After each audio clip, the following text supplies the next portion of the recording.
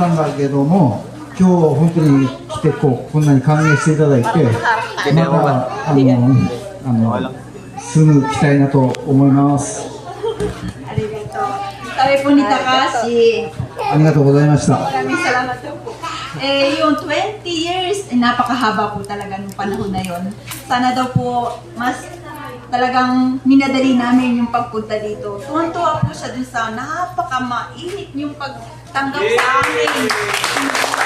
Yung pinakamasaya para sa amin na talagang ngayon lang po talaga namin naramdaman. Hindi niyo po akalain na ganito kainit yung pagmamahal natin sa isa't isa.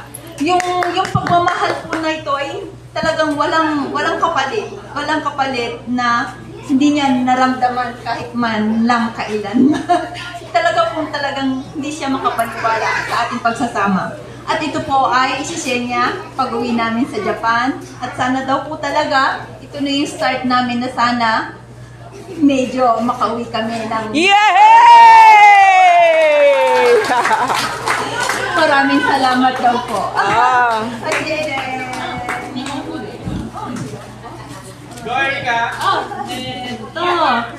今日はみんなに会えてとっても嬉しかったです。私はここに最初来た時は6歳だったんだけど、結構覚えてる場所とか匂いとか食べ物とか結構覚えてて、なんか自分はすごい懐かしいなと思いました。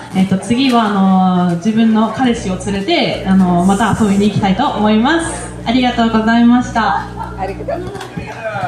sabi po ni Erica, nung 6 years old po siya nung huling pumunta dito. So yung dumating siya, yung pati yung amoy, lahat naalala niya daw po nung siya'y maliit pa. Wow! Lahat ng memories ay biglang Bumalik. Parang ganon. Sa susunod daw po sana may sama na yung kanyang boyfriend. Yay! Sana all! Sana all! May akay-akay na pagbalik dito.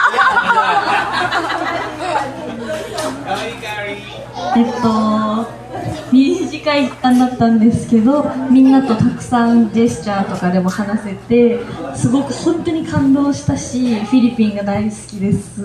で、次来るときはタガログ語を覚えてきます。 Sabi po ni Hikari, talagang maliit lang yung time, 3 days pa lang po kami dito, pero kahit daw po gesture, yung mga sign lang, nagkakaintindihan na sila. At marami po siyang nakilala at naging kaibigan. Kaya sabi po ni Hikari, sa susunod daw pong papunta niya dito, sana marunong na siya magtagalog. Maraming salamat daw po sa inyo. Sabihin mo tayo, ang galing ni Erica kumanta. Sa ulitin. Erica nota de mina kando si Tata. We want more. Moto tate hoshikatte. Sa akin naman po, sa totoo lang, ating pamilya, hindi po makapaniwala na kung ganitong kalaki na.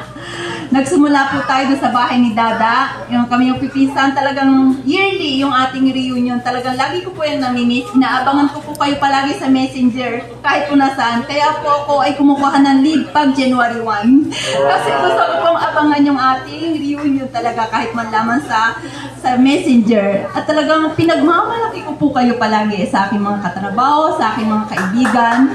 Lahat-lahat. Yung ating samahan, talaga pong may pagmamalaki. Para po sa akin, binigyan niyo po ako ng another na lakas para sa pag-uwi ko. Maraming salamat po. Hinihiling ko lang po sa inyo, sa bawat isa sa atin, na alagaan natin yung ating sarili. Hinihiling ko po, masarap ang kumain. Pero sana po, mag-ingat po tayo sa ating mga kakainin. Gusto ko po talaga na bawat isa ay maging healthy. Wala na po sa atin dito sa tabi natin si Tonton. 36 years old lang po siya. Huwag naman po sanang madagdagan pa. 34. Napakabata pa po ni Tonton. Huwag naman po sanang maulit yung mga ganon. Sa totoo lang po, pag nakikita ko po kayo sa bawat isa, ang laki ng pag-aalala ko. Bakit ang laki mo? Ganon. Sa totoo lang po. Ang dami kong gustong sabihin, ang dami kong gustong i-share. Sa totoo Aray, yun. Ayun. Pero marami pong gusto sabihin talaga, hindi po mahirap, masarap pong kumain, pero sana isipin naman po natin yung kung ano mangyayari kung kakainin natin yun palagi. Mag-ingat po talaga tayo sa ating mga pagkain. Yun lang po masasabi ko. Maraming salamat po. Mahal na mahal ko po kayong lahat. Mahal ka rin namin! Thank you, Ate Chris.